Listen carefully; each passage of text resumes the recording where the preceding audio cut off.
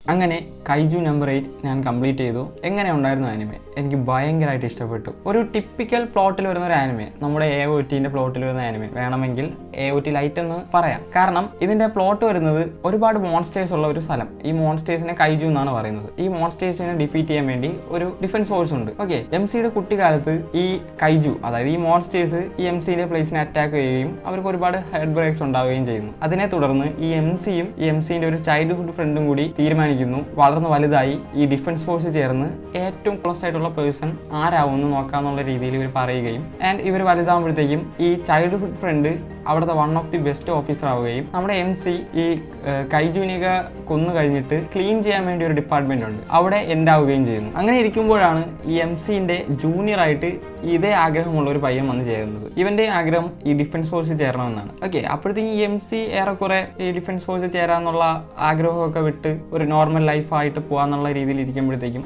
ഈ പുള്ളി വന്നിട്ട് ഭയങ്കരമായിട്ട് MC-നെ എൻകറേജ് ചെയ്യുകയും ആൻഡ് MC-ക്ക് ലാസ്റ്റ് ഒരു ചാൻസും കൂടെ ഉള്ളൂ ഈ ഡിഫൻസ് ഫോഴ്സിൽ ചേരാൻ. ആൻഡ് അത് ട്രൈ ചെയ്യാൻ വേണ്ടി MC പോകുന്നതും പിന്നീട് അങ്ങോട്ട് അതിനെ തുടർന്ന് നടക്കുന്ന സംഭവങ്ങളൊക്കെയാണ് ഈ ആനിമേന്റെ സ്റ്റോറി ആയിട്ട് വരുന്നത്. ഇനി കൂടുതൽ പറഞ്ഞാൽ അത് ഭയങ്കര സ്പോയിലർ ആയി പോകും കാണാത്തവർക്ക്. അതുകൊണ്ടാണ് ഞാൻ കൂടുതൽ ഉള്ളിലോട്ട് കടക്കാത്തത്. ഇതാണ് ഇതിൻ്റെ ഒരു കോണ്ടന്റ് വരുന്നത്. ഓക്കെ, കേട്ടിട്ടും നിങ്ങൾക്കൊരു ടിപ്പിക്കൽ ആനിമെ പ്ലോട്ടായിട്ടല്ലേ തോന്നണം. ബട്ട് ഇത് ഭയങ്കര എൻഗേജിങ് ആണ്. അതായത് ഇതിൻ്റെ ആനിമേഷൻ സൈഡായാലും ക്യാരക്ടർ ഡിസൈനിങ് സൈഡായാലും അവർക്കൊരു ബിഗ് സല്യൂട്ട് കൊടുക്കണം. കാരണം ഭയങ്കരമായിട്ടുള്ള ഒരു നമ്മളൊരു ഡീമൺ സ്ലെയർ രീതിയിലുള്ള ആനിമേഷനോ അല്ലെങ്കിൽ ക്യാരക്ടർ ഡിസൈനിങ്ങോ ഇതിലില്ല. ബട്ട് സ്റ്റിൽ നമുക്ക് ബോറടിക്കത്തില്ല ഈ ആനിമെ. നമുക്കൊരു അയ്യേ എന്നൊരു തോന്നൽ വരത്തില്ല ഈ ആനിമെ കാണുമ്പോഴത്തേക്കും. സ്റ്റോറിയും എല്ലാം നല്ല രീതിയിൽ, അതായത് ഇതിൻ്റെ എൻഡിങ്ങും എടുത്ത് പറയണം.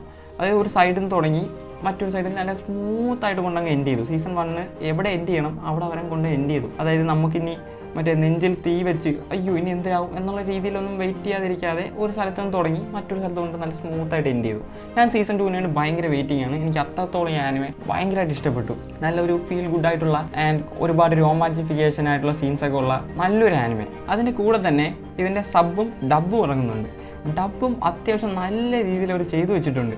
പല ആനിമേസിൻ്റെയും ഡ്രോബാക്സ് ആയിട്ട് വരുന്നത് ഇതിൻ്റെ ഡബ്ബ് ഭയങ്കര മോശമായിരിക്കും. പക്ഷേ ഇതിൻ്റെ ഡബ്ബ് നല്ല രീതിയിൽ അവർ ചെയ്തിട്ടുണ്ട്. സബിൻ്റെ അത്രത്തോളം എത്തൂലെങ്കിലും കമ്പാരിറ്റീവ്ലി മറ്റേ ആനിമീസ് വെച്ച് നോക്കുവാണെങ്കിൽ ഇതിൻ്റെ ഡബ്ബ് വളരെ വളരെ മികച്ചതാണ്.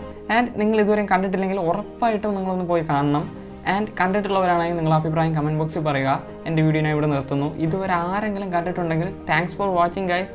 ആൻഡ് നമ്മൾ ഇനിയും ഇതുപോലുള്ള വീഡിയോസ് അപ്ലോഡ് ചെയ്യുന്നതാണ്. അതുവരേക്കും ടാറ്റാ ബൈ ബൈ.